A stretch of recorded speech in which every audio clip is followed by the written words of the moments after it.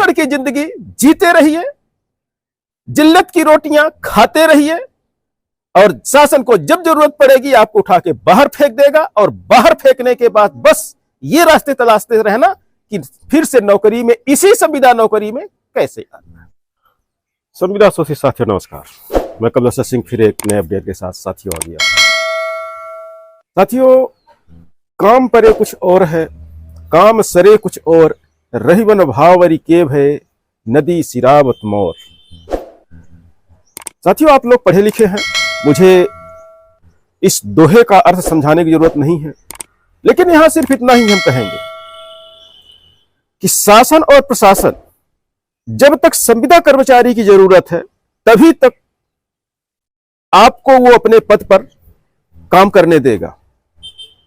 जिस दिन उसको उसकी जरूरत खत्म हो जाएगी या उसको उसका लक्ष्य मिल जाएगा तो किसी भी हाल में संविदा कर्मचारी का भविष्य, उसकी नौकरी और उसके परिवार का भविष्य सुरक्षित नहीं है। साथियों, ऐसे ही घटना आप दैनिक भास्कर की न्यूज पढ़ भी रहे होंगे, यहां भी आप देख लीजिए। ग्वालियर में लोक सेवा प्रबंधक संविदा कर्मचारी जो थे, उनकी सेवा ग्वालियर के कलेक्टर ने समाप्त कर दी है।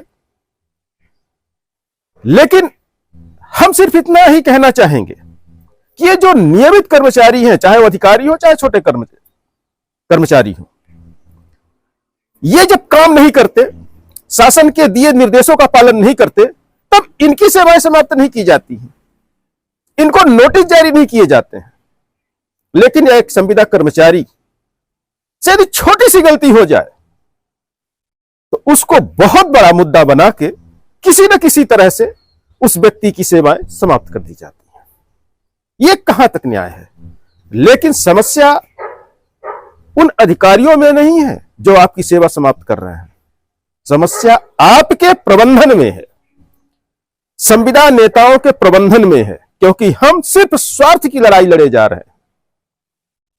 हम कभी संविदा से मुक्ति की लड़ाई लड़ ही नहीं पा रहे हैं, पर लड़ेंगे कैसे? उसके लिए जरूरत पड़ेगी, ताकत भी होनी चाहिए।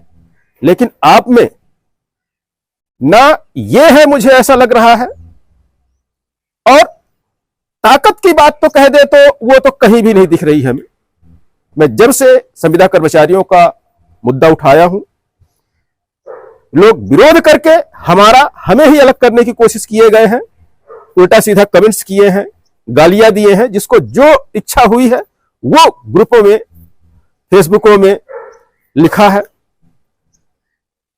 मैं संविदा मुक्त मध्य प्रदेश की जंग छेड़ा था, लेकिन कोई भी संविदा साथी साथ नहीं दे पाया।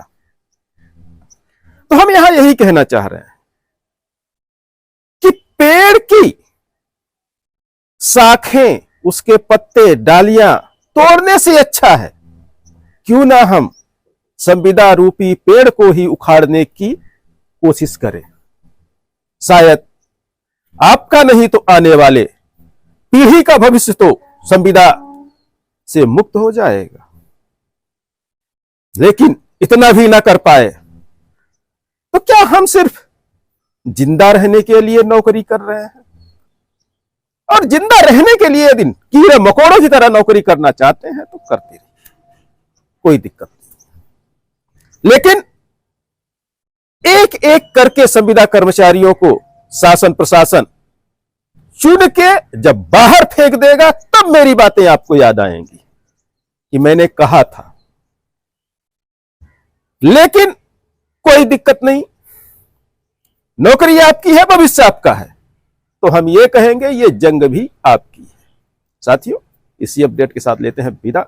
बने रहिए, शोषण की जिंदगी जीते रहिए, जिल्लत की रोटियां खाते रहिए, और शासन को जब जरूरत पड़ेगी आपको उठा के बाहर फेंक देगा, और बाहर फेंकने के बाद बस ये रास्ते तलाशते रहना कि फिर से नौकरी में, इसी संविदा नौकरी में कैसे आना। साथियों, बहुत बहुत धन्यवाद, नमस्कार। नए हो तो चैनल को सब्सक्राइब करके जाइएगा, वीडियो अच्छी लगे तो लाइक करिएगा, और थोड़ा और अच्छी लगे तो शेयर भी कर दीजिएगा। बाकी शेयर करना, लाइक करना, सब्सक्राइब करना आपका अपना मुद्दा है, कोई खर्च नहीं है यदि आप ऐसा करते हैं।